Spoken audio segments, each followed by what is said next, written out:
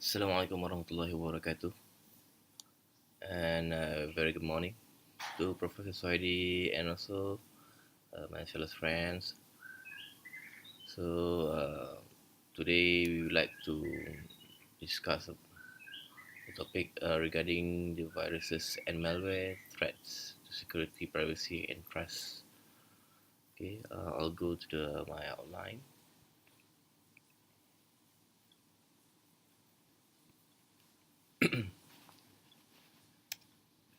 Okay, this is my outline that I will be discuss about.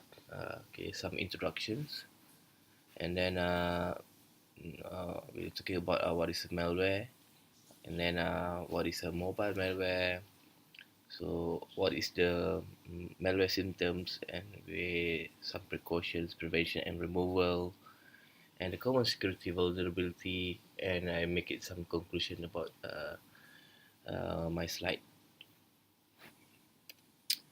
Okay, some introductions. Okay, this is a graph as I took it from the Symantec. Okay, this is a security response of applications. This is a monthly threat report security from Symantec. So the summary, we can see the number of new malware variants since in October jumped significantly. So there were 96.1 million unique variant since during the month. So much of this jump can be attributed to the Cotton family of the threat, which have been since increased growth in activity since early August. So the OSX RSPsplug.a, okay, and OSX pseudoprint came in first and second in the terms of OSX malware with a 31.8 and 32.2% respectively. So the email malware rated decreased in October, now dropping to 1 in 158 emails. So this is the first the first malware since in the OSX Apple. Okay, now we will talk about malware. Okay, what is malware? Okay, actually, malware is a short for malicious software. They call it malicious software. So, meaning software that can be used to compromise computer functions, steal data, bypass access control, or otherwise it can cause harm to the host computer host. So the malware is a broad term that refer to a variety of malicious program. This post will define several of the most common types of malware that name as adware, bots, bugs, rootkit, spyware, trojan, viruses, and also worms. So after this, we will talk what is one by one. What is the modus operandi of the adware? How they do it? How it works? Okay, that can make user trouble every day. So come, we go through on the adware. Okay, how the modus operandi for the adware. Okay, adware short terms, we call it for the advertising support software.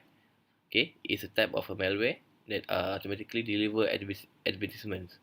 Okay, commonly example for the adware, they include the pop-up advertisement on the website, and also the advertisement that are displayed by software. Okay, oftentimes software and application normally they offer free versions to come bundle with the adware. So to the add capability of spyware and adware also bundle significantly more dangerous than the adware on its own. So while some adware is software designed to deliver advertisement, since it's not uncommon for adware to come bundled with spyware. Okay, next we go talk about the bot, how it is works.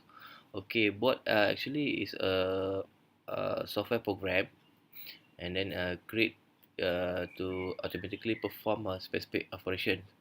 So while some bots are created for relatively harmless purpose, normally they're doing for video games, internet auctions, online contests, and etc.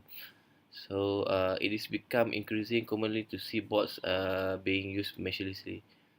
So normally bot can be used in botnet. They try to use bot in a botnet. Okay, botnet. What is botnet? Botnet is a collection of our computer that to be controlled by third parties. So they try to do the DOS attack as a spotnet that render advertisement on the website. So as a web spider that scrape server and for the distributed malware as popular search items on the download website. So how to prevent it? So the website can guard this bot with a captcha test, so that they can verify whether they are human or they are bots. Okay, we're going to the bugs. Okay, uh,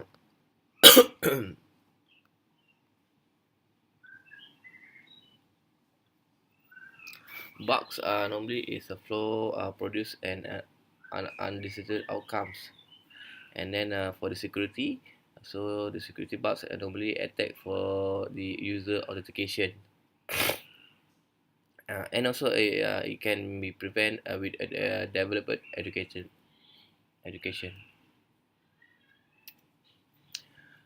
Ransomware is the most furious malware that user don't want to be affected by the ransomware. So actually ransomware is a form of malware that essentially hold the computer system captive while demanding a ransom. So the malware restrict user access to the computer either by the encrypted file on the hard drive or locking down the system and display messages that are intended to force the user uh, to pay the malware creator so that it can be removed the restriction and regain to access the computer. So it is very dangerous. So normally ransomware typically spread like a normal computer worms, okay, and up on a computer via downloading file or through some other vulnerability in the network services. Okay, this is how the ransomware works. So next is about rootkit. Okay, rootkit. So rootkit is a malicious software that designs that can be remotely accessed and controlled to a computer.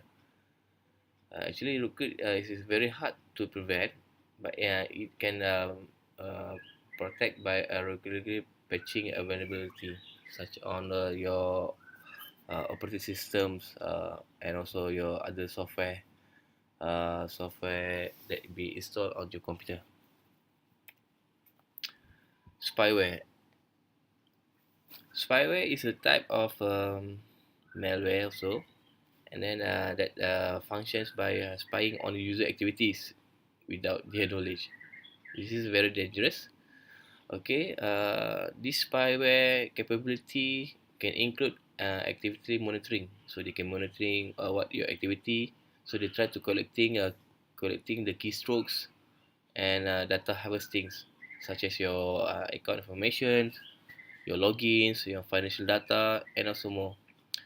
And then spyware normally often has an additional capability as well, ranging for they can modify security settings of your software and also to your browser to interfering the network connection. So it's harm not only you but the rest on your network, so they will harm the computer system activities. So the spyware spread by exploiting software vulnerability. Okay, so bundling itself with legitimate software or in a Trojan. So normally once your install software such as for website. They try to for me, I'll try to use Joomla. So I install Joomla for my website, my department website. So by downloading or by installing the free plugins or free modules, which is not uh, have a good vulnerability, so they can try to exploit this software vulnerability. Okay, and inject some coding, so they can spy on my activity and try to monitoring what I'm doing. Trojan horse. Okay, Trojan horse, commonly known as a Trojan. It is a type of a malware also, so that disguises itself as a normal file or program to trick a user into downloading and installing malware. So a Trojan can give a malicious party remote access to affect a computer. So once an attacker has access to infected a computer, it is possible for attacker to steal data such as a login financial data, even also an electronic money. So install malware, modifying files, so monitor user activities, same as like spyware. Okay, and then you can screen watching, ski logging. They'll try to use the computer in the botnet and anonymize internet activities by the attacker. So the viruses, okay, the viruses is a form of malware. So it can copy itself and spreading to other computer. This is viruses. Okay, so the modus operandi is like this, and then same also they try to steal informations, but normally virus will most probably try to harm the host computer and also the others computer on the same network. This is the how the viruses work. And then last type of the common malware. So it is worms. So the computer worms are among of the most common type of the malware. So, okay, so they try to spread over the computer network by exploiting the operating system vulnerability. Okay, so worm typically cause harm to their host network by consuming bandwidth and overloading web server. They try to keep more activities on the server and also the web server. So they try to congesting the network. So computer worms can also contain a payload that damage the host computer. Okay, the payload piece of code writing to perform action on affected computer beyond simply spreading to the worms. And then the payload are commonly designed to steal data, delete file, and create botnet. So it's very dangerous. Computer worms can be classified as a type of viruses, but there are several characteristics that distinguishes computer worms from the regular virus. So what is the difference between the virus and so the worms? So the major differences is the computer worms. They have ability to self-replicate and spread independently, while the viruses rely on the human activity to spread, such as running a program, opening a file. So worms often spread by sending a mass email with effective attachment to the user. So it's more dangerous than the viruses. Okay. So next slide is about what is mobile malware. Mobile malware. Okay, so the mobile malware first emerged as early 2004. Normally, it's targeting the Symbian OS by Nokia. Okay, but exploded in 2011 when the Computer Security reported a new incident on the Android platform. Okay, these negotiated program either installed themselves or installed by the device by the unwitting mobile user and then they try to perform a function without user knowledge or permissions. So the malicious mobile applications are often distinguished as a legitimate application. So they can be distributed through the internet via mobile browser, downloaded from the App Store, or even installed from via devices messaging functions. So this insidious objective of a mobile malware range, from spying to the keylogging, and then from text messaging to phishing, from unwanted marketing to outright fraud. So there are malware out there targeting every mobile platform, such as they try to attack the Apple iOS, to the Win Mobile, to the BlackBerry. So the last majority of mobile malware program today is targeted mostly on the Google Android user. So there are some research report that of infected as high as 90% to the Google Android user due to a Google Open apps development and distribution model. So it is free, so they try to attack on the Google Android user. Okay, there are four broad classification of a mobile malware. Um, Normally same as a malware, computer malware. So they have four. Number one is same. They have a spyware and also adware. Same operandi, modus operandi. And then they have also Trojan and viruses. Okay, this is the new one. They have a phishing application that already installed on the application that the user installed on their phones, and also the bot processes.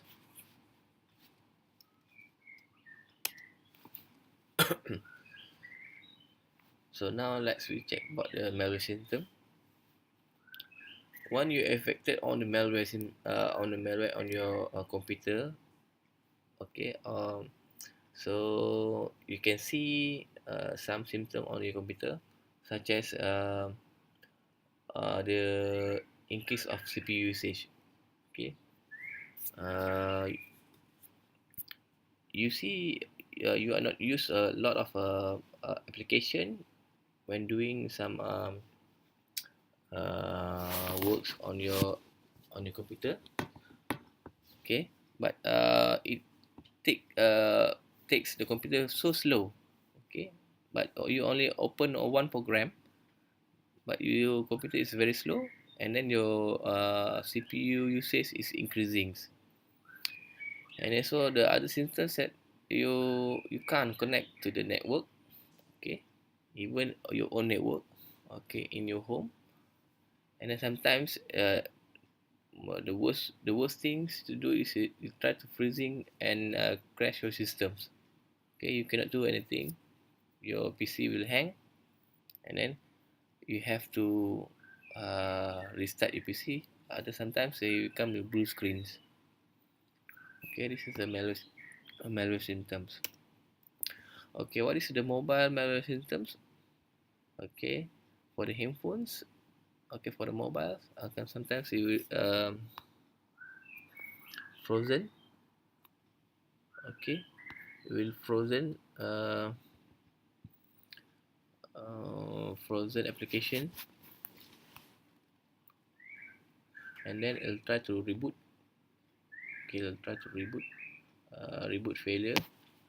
You can't reboot. And then same also, you'll have a problem to connect to your network. Okay, your wireless network in your home. And last but not least, will eat your battery usage. Okay, your battery will go fast, and then you have to recharge again. This a mobile malware symptoms.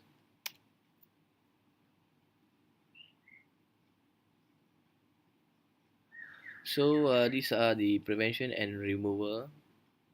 Okay, so we can install and run anti-malware. Okay, so normally it's never hurt to have a latest version of common malware seekers program that install on your devices, and then try to seek and destroy some program and such as viruses. So and also you can scan your personal or business computer regularly and update the software often. Okay, anti spyware software. These packages provide a real-time protection for the computer against the installation of malware by scanning the computer. Okay, incoming traffic and also block the threats. Okay, for the spam filters, they try to block and quarantine the emails with a suspicious content from unknown sender uh, to unknown sender to alert user not to open or to respond the emails. So for the firewall and IDS, okay, normally firewall and intrusion detection system IDS will act as a traffic cops for network activity and also block anything suspicious. Okay, this technology that protects the user's computer servers and also the network from the malicious application or the cyber attacks. Normally, firewall may not prevent malware installation, but they can detect the nefarious in the process operations. So, security scans. Okay, this activity tests on the business website and also the enterprise software for non-malware that may have infected on the application code. So many application store execute basis scan on their software to their host and self, but this is not guarantee of safely. So they need to be more be careful, more vigilance on what they are doing.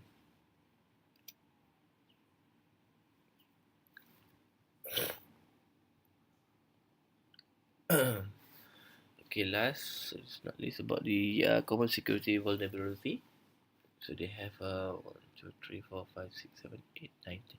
So they have 10 common security vulnerability, which is code quality issues, cryptography issues, and so on. So what is the code quality issues? These issues is number one issues for a reason. So every industry query to submit the application impact by the poor code issues. Okay, that's mind blogging. A thought and a call to call action for all industry to implement secure coding practices. So like early expert input and frequent automatically scanning. Okay, for users or programmer, they have to make a good code quality when a program a system. So number two is about the cryptography issues. Cryptography issues are the most common security vulnerability because cryptography hide important stuff. Okay, if a password payment or the personal information data need to be stored or transmit, so you can bet they are encrypted in some way or another. So the third one is about the information leakage. So the information leakage takes a lot of form. So but the basic idea behind it is simple. So when the attacker and other can see the information, so they are supposed to do, and when the info can be used to do something harmful, such as launching an injection attack, for instance, or to try to steal data, so you got a leak. Okay, number four is about the CRLF injection. CRLF injection is a basic level, a sort of a gateway to a bigger attacks.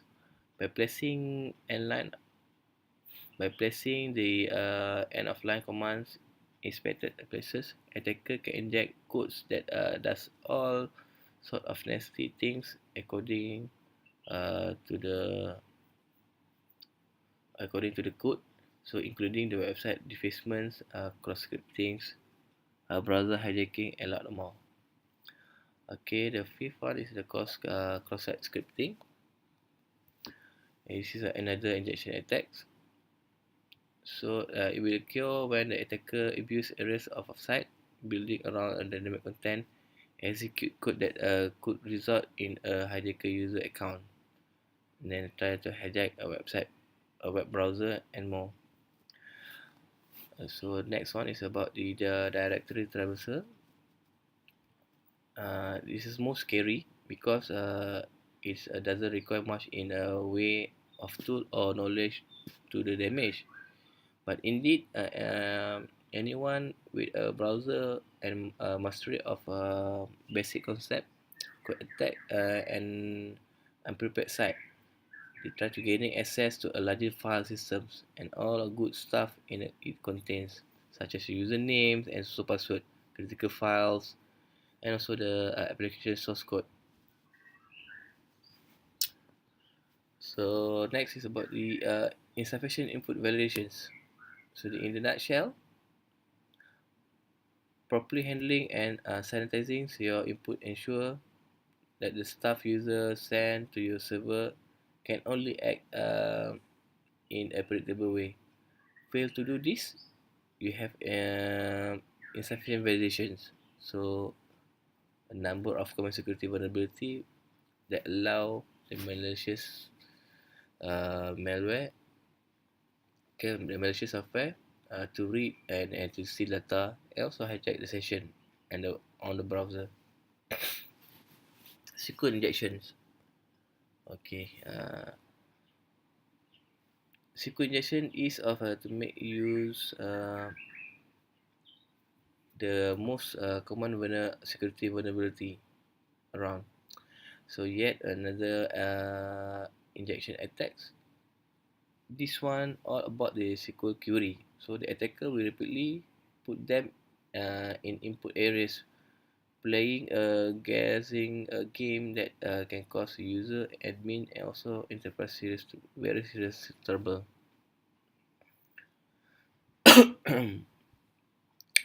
Credential management. Okay. So they try to get an authorized access to a secure system to do the bad things happen. So sometimes these bad things come as a direct result of this access. Otherwise, they try to access, give some information that can be used to launch a larger attack.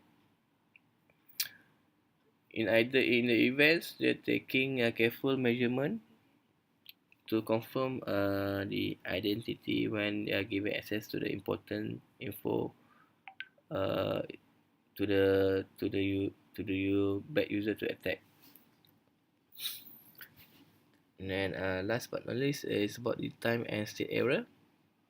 These ones are trickier than most, and this is due to the rise of the distributed computer, multiple systems, multiple threaded hardware, and the like performing simultaneous tasks.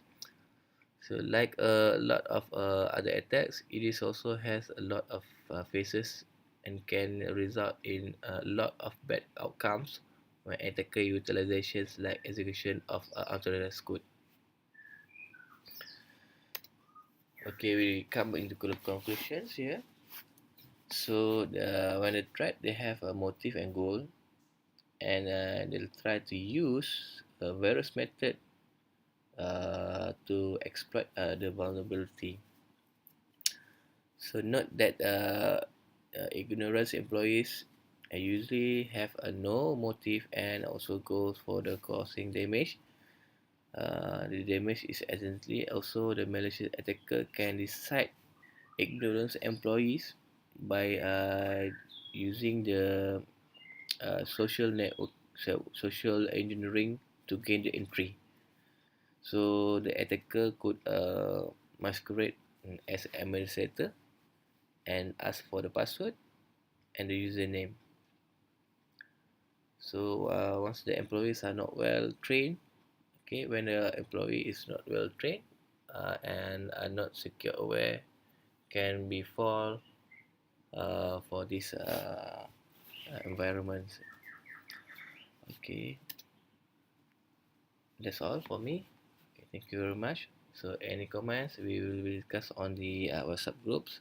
Hopefully you all can comment on my videos, on my presentations. Thank you very much, and Assalamualaikum warahmatullahi wabarakatuh.